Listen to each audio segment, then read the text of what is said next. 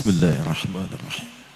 Assalamualaikum warahmatullahi wabarakatuh. Alhamdulillahilladzi alhaman nafsa fujuraha wa taqwaha wa qad aflaha man zakkaha. Wassalatu wassalamu ala rasulillahilladzi istafahu rabbuna fatazakka. Allahumma salli wa sallim wa barik ala hadha an-nabiyil karim ar-rasulil amin sayyidina Muhammadin wa ala alihi wa sahbihi wa dhurriyyatihi wa ummatihi ila yaumil wafa wa ba'd. Ahbaballahi wa ahbaba rasulihi sallallahu alaihi wasallam, usi nafsi wa iyyakum bitaqwallahi faqad fazal muttaqun. فلا تموتن إلا وأنتم مسلمون. فقال تعالى يا أيها الذين آمنوا اتقوا الله حق تقاته ولا تموتن إلا وأنتم مسلمون. Jika ingin bangsa kita maju, makmur, sukses, karena umrun itu bermanfaat, maka syarat pertama mutlak bagi umat Islam itu untuk mentransformasikan dirinya dari muslim menjadi mukmin. Maka mulai sekarang tampilkan diri kita itu dengan keimanan kita, bukan sekedar kebanggaan dengan keislaman kita. Dua, kemudian melatih keimanan itu dengan peningkatan takwa. Karena syarat satu negeri itu mendapatkan berkah, itu paketnya iman dan takwa. Walau anna ahlal qura amanu wattaqau. Nah, bidang-bidang takwa itu luas. Misal, ada di bidang ekonomi. Itu ada pondasinya. Orang-orang Quraisy itu disifati baik oleh Quran ketika mereka mampu membangun negerinya dengan pondasi ekonomi yang kuat. Li'ila fi Quraisyin ila fihim rihlatash shita'i was falyabudu rabb hadzal bait. Apa aspek pertamanya? Alladzi at'amahum min ju'. Satu, ekonomi. Jadi kalau memang negerinya ingin bagus, ingin kuat, ingin kokoh, maka fundamental ekonomi yang pertama itu harus stabil. Jadi kalau ekonominya tidak stabil, maka pasti kehidupan berbangsanya akan goncang. Itu sudah teori Quran. Karena itu insan-insan beriman itu mesti tampil. Karena kalau ekonominya itu beriman, pasti membawa manfaat. Ini yang saya katakan tadi di awal. Kenapa kita dianugerahi sumber daya yang tinggi, sumber daya alam yang luar biasa, sampai muncul pasal 33 itu, ayat 1-3 untuk melindungi. Kemudian juga sumber daya manusia yang luar biasa. Dan luar biasa memang kemampuannya. Lidah orang kita itu pakai bahasa apapun itu seperti penuturnya. Coba lihat orang India, orang Cina, kalau bicara bahasa Inggris mereka lancar, tapi kita ketahui ini pasti India, ini Cina. Orang Indonesia ketika bicara di radio kita nggak bisa bedakan itu. Jadi kompetensi ya, sumber daya manusianya luar biasa, alamnya dahsyat, tapi itu hanya bisa dikelola untuk memakmurkan ketika yang mengelolanya itu orang-orang yang benar. Jadi ketika Anda tampil menjadi memilih di bidang ekonomi, maka jangan sekedar tampil dengan keilmuannya, sisi intelektualitas, tapi harus hadir dengan sisi keimanan dan ketakwaannya. Kalau Anda tidak tampil, nanti yang muncul itu memang yang pintar-pintar, tapi yang kurang baik. Ini yang jadi persoalan. Halo, Korun itu kaya tidak? Ahli manajemen bukan? Sukses. Makanya ketika diminta untuk berbagi, dia katakan saya memperoleh ini karena ilmu saya.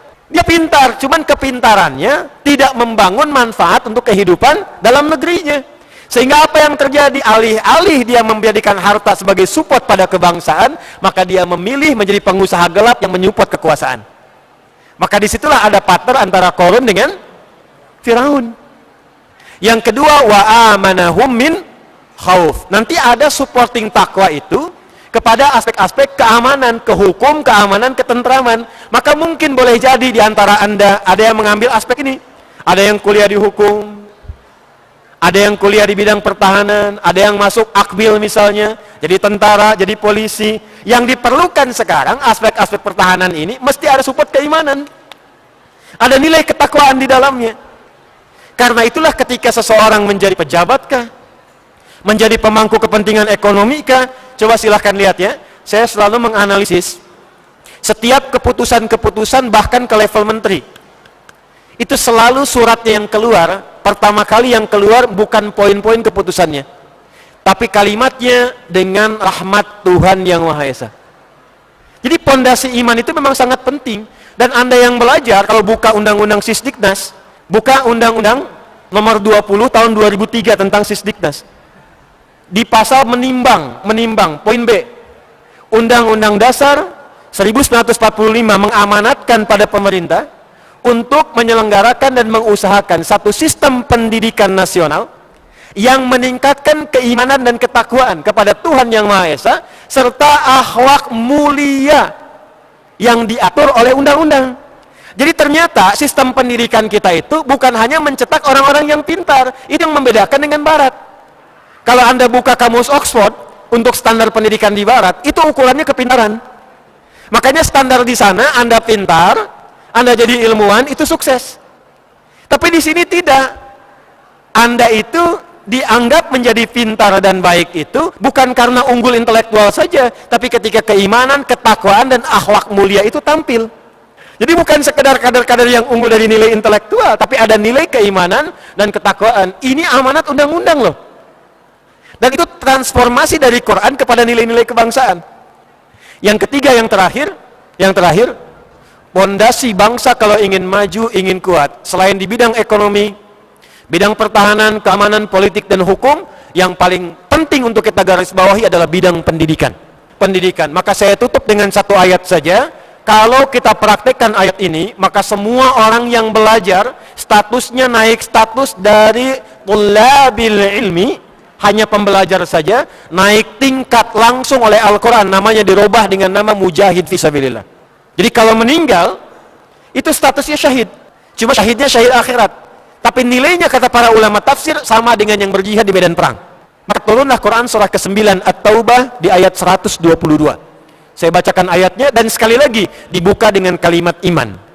Wa ma kanal mu'minuna liyanfiru kaffah. Falaula nafara min kulli firqatin minhum ta'ifah. 1. Liyatafaqahu fid din. 2. waliyunziru qaumahum idza raja'u ilaihim. 3. la'allahum yahdharun. Ayat ini turun sebab nuzulnya ketika banyak orang-orang Islam pada masa itu, insan beriman, itu terpanggil kuat merespon perintah jihad secara militer. Bergerak ketika ada panggilan itu bisa ditinggalkan aktivitas apapun untuk terlibat dalam jihad militer. Tiba kemudian turun ayat ini yang merespon tentang satu pilihan lain yang kalau dikerjakan itu nilainya sama dengan jihad fisabilillah dalam konteks perjuangan militer. Wa ma kanal mu'minuna. 1. Dan tidak semestinya semua insan beriman saja. Pertama, sifat pelajar yang sejati itu kalau dia adalah pelajar yang orientasinya bisa memakmurkan kehidupan berbangsa bernegara, maka bukan sekedar pelajar mencari ijazah, pelajar mencari pengetahuan, tapi juga pelajar dengan basic keimanannya. Maka kalau sudah punya basic keimanan, tafsirnya apa? Hadis Nabi di Sahih Muslim, nomor hadis yang ke-8 dari Umar bin Khattab radhiyallahu ta'ala anhu, hadis tentang iman, tentang Islam, tentang ihsan. An Abi Hafsin Umar bin Khattab radhiyallahu ta'ala anhu qala bainama nahnu julusun 'inda Rasulillah sallallahu alaihi wasallam idh tala 'alaina rajulun shadidu bayadhi thiyabi شديد سواد الشعر لا يرى عليه أثر السفر ولا يعرف منا أحد. 1. فجلس إلى النبي صلى الله عليه وسلم. 2. فأسند ركبتيه إلى ركبتيه. 3. فقال يا محمد أخبرني عن الإسلام. Dan seterusnya hadis. Tipikal hadis yang benar, hadis pasti benar dari Nabi sallallahu alaihi wasallam yang menjelaskan tentang karakteristik insan beriman, pelajar beriman itu, yang benar itu. 1. Kata Nabi, ketika dia datang ke majelis ilmu itu sudah kelihatan karakternya. Tampilan yang rapi, siap untuk belajar. Di pelajar beriman itu jangan sampai datang ke kelas, ke kampus, ke majelis ilmu, tidak punya persiapan. Apalagi yang menjadikan orientasi belajarnya hanya untuk nyambi saja. Jadi kalau Anda memang benar-benar mau belajar, fokus.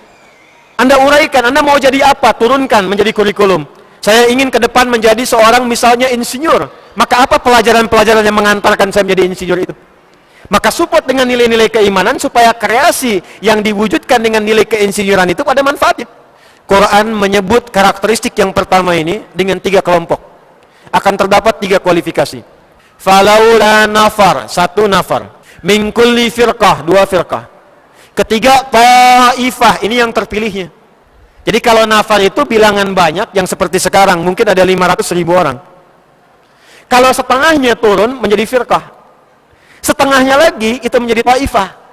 Nah, cara membaca ayat ini kata Al-Quran, orang yang belajar itu mungkin semuanya, tidak akan semuanya punya visi yang sama untuk menjadi sukses. Yang kesini pun mungkin orientasinya beda-beda.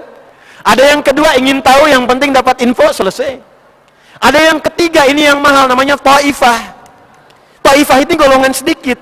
Jadi kalau kita belajar, bapak ibu titipkan anaknya untuk belajar di tempat manapun, maka jangan jadikan jadi kualifikasi nafar atau firqah, masukkan dalam golongan taifah. Bagaimana kualifikasi orang taifah itu? Cara belajarnya bukan talaba, tapi tafaqqoha. Tafaqqoha dari kata fiqih, ditambah tak di depannya menunjuk pada kesungguhan, ditambah tasdid menunjukkan motivasi berkali lipat. Jadi pertama, kalau Anda ingin sukses, berhasil, khususnya di dunia pendidikan kita ingin tingkatkan, maka setiap dosen, setiap guru, termasuk murid-murid mahasiswa pembelajarnya, jangan pernah kita masuk di dunia pembelajaran kecuali satu, serius untuk memahami apapun yang kita pelajari dan kita ajarkan. Yang kedua, awas hati-hati ya. Saya dulu kalau belajar, itu tidak pernah saya pulang, kecuali ibu saya selalu menunggu di rumah. Jadi kalau saya pulang akan ditanya belajar apa. Lalu ditanya dulu supaya dipastikan paham nggak dengan yang dipelajari. Itu kami tidak akan pernah mendapatkan izin untuk nonton TV atau bisa seketika langsung tidur kecuali dikonfirmasi paham apa yang dipelajari di sekolah barusan. Itulah fikih. Lalu untuk mendapatkan itu jangan dikira mudah. Ada tantangannya, karena itu menggunakan tasydid, kata syiddah. Kalau sudah sukses, nah ini yang mau saya tekankan ya, hanya Al-Quran yang menyampaikan langsung dengan firman-Nya yang tegas dan jelas. Bagi orang-orang anak negeri yang sudah sukses, pintar dalam pendidikannya, dalam ilmunya sudah mapan, maka diminta langsung oleh Quran pulang, bangun negerinya. Kalau sudah pintar, Anda berangkat belajar yang serius. Itu biaya yang Anda gunakan itu ada zakat umat Islam di dalamnya. Ada yang dari APBN, itu amanat bangsa. Kalau sudah sukses pulang, kata Quran itu. Waliyudhilu qaumahum, pulang ke tempat masing-masing, lihat di daerahnya, lihat di desanya, ilmu apa yang bisa diterapkan di situ, la'allahum yahdharun, supaya setiap desa, setiap wilayah itu mendapatkan implementasi pencerahan dari ilmunya. Itu 4 bagian dari Quran yang bisa digunakan untuk membangun bangsa. Kalau kita ingin bagus, gunakan 4 pilar ini. 1, kuatkan ekonominya. Yang kedua, stabilkan politik, hukum dan keamanannya. Yang ketiga, kuatkan pendidikannya. Dan yang keempat, di atas semua itu, kuatkan pondasi keimanannya dan ketakwaan kepada Allah Subhanahu wa taala. Mudah-mudahan kalau itu bisa dilakukan, baldatun thayyibatun wa rabbun ghafur. Masya Allah, luar biasa. Hadanallahu wa iyyakum ila dinil haq. Billahi taufiq wa hidayah. Assalamualaikum warahmatullahi wabarakatuh. Takbir. Takbir. Takbir. Orang Indonesia ini harus belajar dari negara-negara Arab. Runtuhnya negara-negara Arab Timur Tengah. Bagaimana runtuhnya Libya, bagaimana runtuhnya Suriah, bagaimana negara-negara Arab kacau balau. Rakyatnya dihasut untuk memusuhi pemerintah yang sah. Rakyatnya dihasut. Muammar Gaddafi itu kurang sejahtera apa rakyatnya? Kalau lahir dibiayai, rumah sakit gratis, kesehatan gratis, pendidikan gratis, air gratis, listrik gratis. Tapi rakyatnya dihasut untuk menggulingkan pemerintah yang sah. Ini yang menurut saya mengancam. Survei Saiful Mujani menyatakan 87% penduduk Indonesia itu menghendaki Pancasila dasar negara. 9% itu ingin diganti negara Islam. 4% menyatakan tidak tahu. Khutbah-khutbah di masjid BUMN, dari 100 khotib itu 41 khutbahnya itu intoleran. Ini hasil survei ini. Di masjid-masjid BUMN, 8 dari 41 itu anti nation state, nggak mau negara kebangsaan, negara demokrasi nggak mau. Gerakan Islam Syariah yang ingin mengganti negara Pancasila dengan negara agama itu ada 3. Hasil penelitian Haidar Nasir dalam disertasinya di UGM, apa itu Tahrir Indonesia, ingin mengganti negara Pancasila dengan negara khilafah. Kedua, Majelis Mujahidin Indonesia ingin memberlakukan semua hukum di Indonesia adalah hukum Islam meskipun negaranya negara Pancasila. KPPSI, Komite Persiapan Pemberlakuan Syariat Islam di Sulawesi Selatan, Targetnya adalah karena tidak mungkin mengganti negara dengan khilafah dalam waktu pendek, karena tidak mungkin memberlakukan hukum Islam secara nasional, maka KPPSI menyatakan semua daerah yang umat Islamnya menang di DPRD supaya membuat perda syariah. Apa betul itu radikal karena radikal? Tidak juga. Betul mungkin karena ketidakadilan, mungkin karena ketidakberesan, tapi kan itu bukan soal Pancasila, itu soal manajemen pemerintahan. Orang itu berteriak ikut gerakan radikal itu sebagian besar hanya ingin protes karena merasa tidak ada keadilan di negeri ini. Hizbut Tahrir Indonesia itu sudah hasil penelitian dan itu fakta. Tahun 2003 saya nulis buku, judulnya Setahun Bersama Gus Dur, ada satu chapter di situ. Judulnya Paham Kenegaraan Menurut Saya. Ini bicara negara Pancasila. Tahun 2007 melalui buku Fiqhus Siyasah, fikih politik menurut Islam. Ini ditulis oleh Saudara Ridwan HR, diterbitkan oleh Fakultas Hukum UI. Saya memberi pengantar di situ, mengingatkan. Ini tahun 2007, bulan Agustus.